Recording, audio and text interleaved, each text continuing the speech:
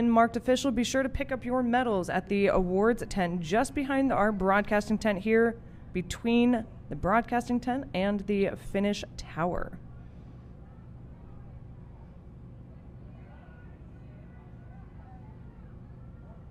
And we have our start here in the women's G quadruple sculls. Minneapolis, near shore, just those really good, quick initial 10 strokes.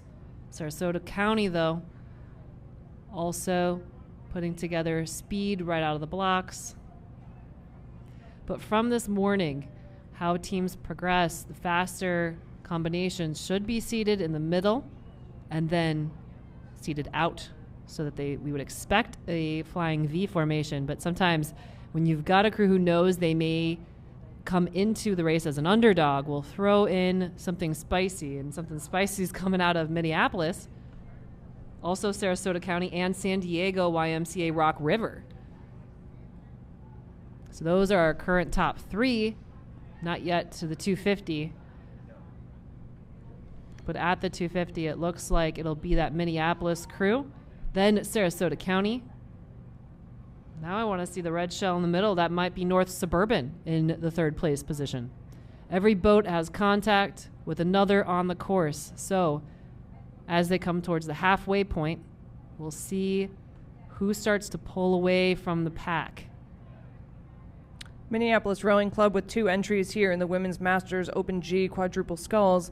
The club currently has more than 450 members, including teams for men, women, and high school students. MRC continues to grow with programs for everyone, including people just learning to row, social rowers, and competitive rowers to compete both nationally and internationally.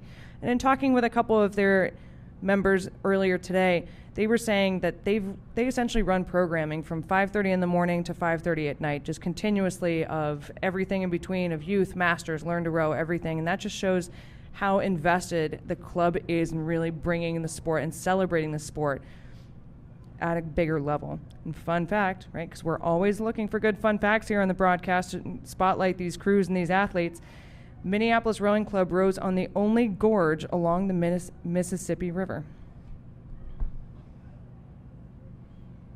I've known a fair amount of people out of Minneapolis Rowing Club, so it's kind of makes me feel inclined to do a little bit of a road trip.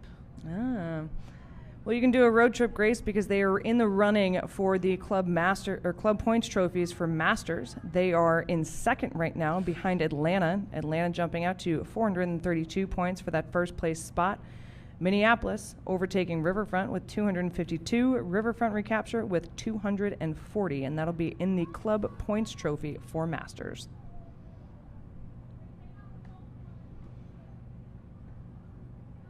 Yeah, so Minneapolis still first. Though Sarasota in second. North Suburban. I guess I'm going to give it to North Suburban over San Diego Rock River. Yeah, good charge there.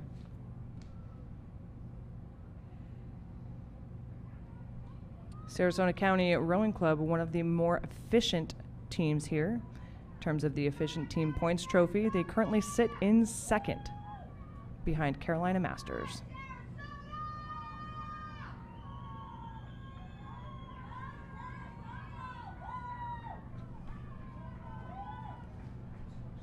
Yeah, with under an hour left in racing, a lot more teammates out here celebrating, cheering on the finish. Minneapolis really opening it up here.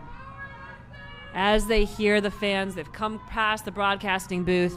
They've got open water over second place Sarasota County. But look at this barn burner coming into the finish for that second place position. Holy moly, Grace is going out in. I'm going to have to agree with that, but we'll have to wait for official results. But what a tight finish there.